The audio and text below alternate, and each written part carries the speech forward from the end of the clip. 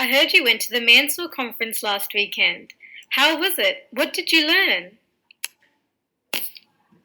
Hi, Gloria. It was really interesting, actually. I went to this workshop by Catherine Attard, which was on open-ended and contextualised mathematics. So it basically covered how to teach students multiplicative thinking related to real-world situations. How do you explain multiplicative thinking, Max? I've noticed that a lot of my students have difficulty using this in the classroom. According to VicGov, in order to develop multiplicative thinking, students need to understand the basics of multiplication, including equal groups, the number of groups, and the total amount. Oh, I see. With multiplicative thinking, the students can select and use appropriate mental or written strategies to solve problems, which addresses Stage 2 syllabus outcome MA2 2WM. These strategies would also relate to multiplication and division, which addresses outcome MA2 6NA. Students then need to move from models and representations that work for whole numbers to more general ideas accommodating rational numbers in algebra. These ideas include ratio, proportion, multiplicative comparison, multiplication of measures, and the use of intensive quantities. So don't worry, gaining a full understanding of this process generally takes time for most students. So why might they struggle with this?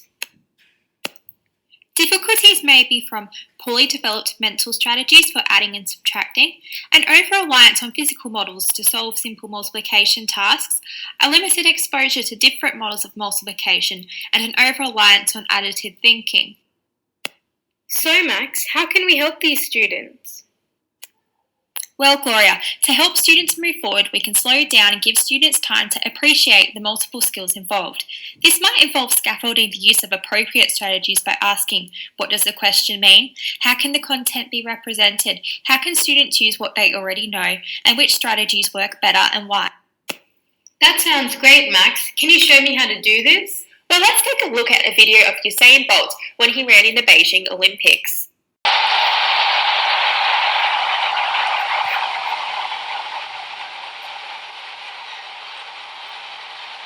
So here we looked at Usain Bolt, a well-known sports person that most children would be familiar with.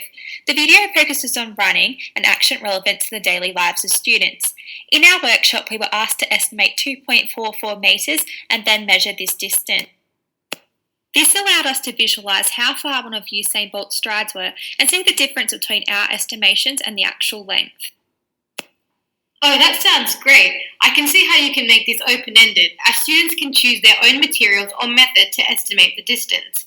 Maybe we could get the students to measure their own strides and see how many steps or else time it could take them to run 100 metres.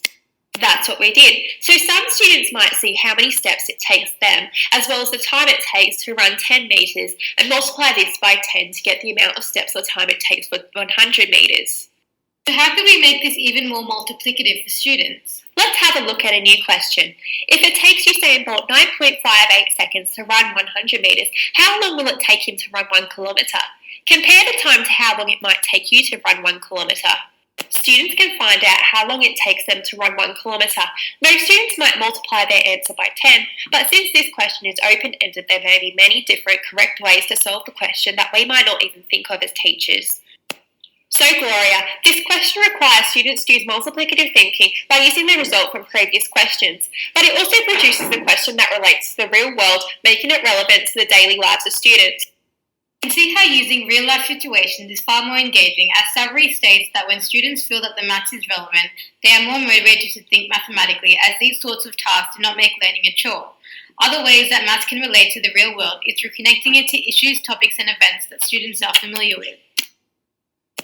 That's right, mathematical content can relate to things like sport, time, transport and games, and that's just to name a few.